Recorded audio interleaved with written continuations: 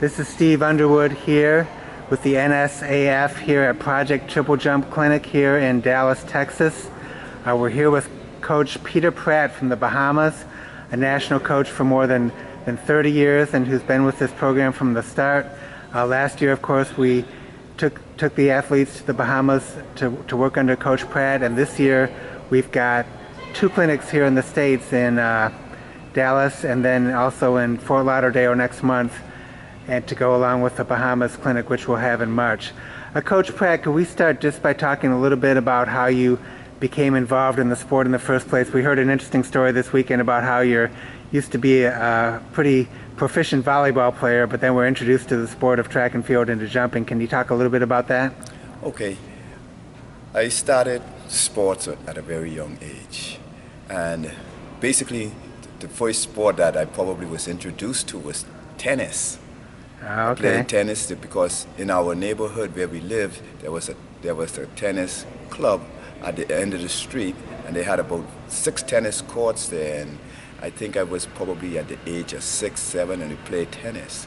Then my family moved because my mother got a job at the Girls Reform School. She was the chief at the Girls Reform School, where I started to play the game of volleyball at a young age, like 13, 14 years old, under Caswell Thompson, a guy who came to the Bahamas and who was a high school teacher and coach for volleyball.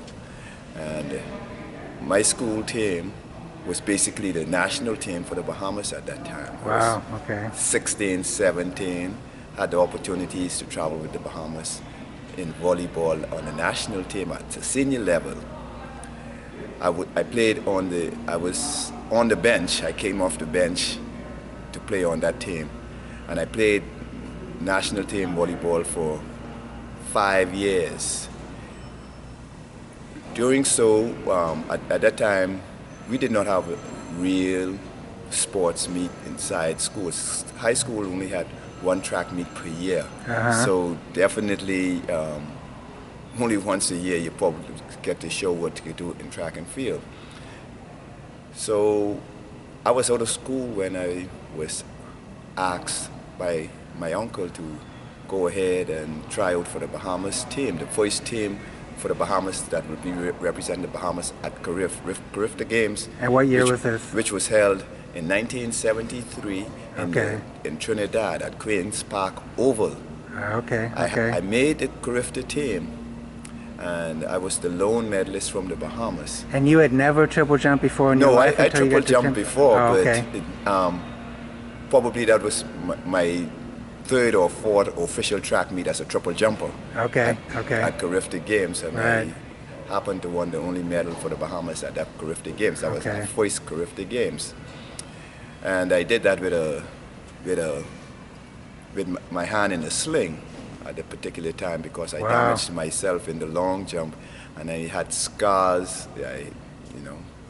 Had scars from the injury, and that was how that went along. So now tell us a little bit about how the kind of the love affair of you with the triple jump, and then also the Bahamas as a whole. How has that developed over the last 20 or 30 years or more to the way it has been today? And well, ever since winning the bronze medal in the Bahamas as a junior, the sport of triple jump has grown, and basically I've been the catalyst behind the success of triple jump in the Bahamas, even though our present Prime Minister, Perry Christie, won the first ever international medal for the Bahamas through triple jump.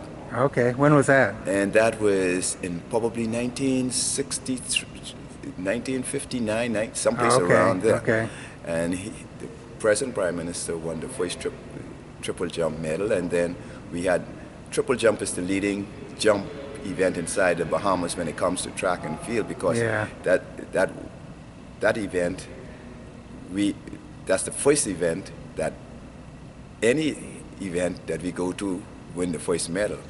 So any international event or hemispheric event that you could think of in track and field, if you call the Bahamas name, the first event they won any medal in was the triple jump, and then all other events followed if we got a medal inside that event. And what inspired you after your own competitive career to become a coach and really keep trying to spread this, teach this event? Basically, I decided to coach the event because I did not have a coach in my time as a triple jumper, and basically I made a whole lot of mistakes, and I didn't want those who were coming up behind me to have the same problems that I had to come into the sport. Okay. Well, we're gonna take the rest of this video to part 2, so we'll stop right here. Tune in to part 2.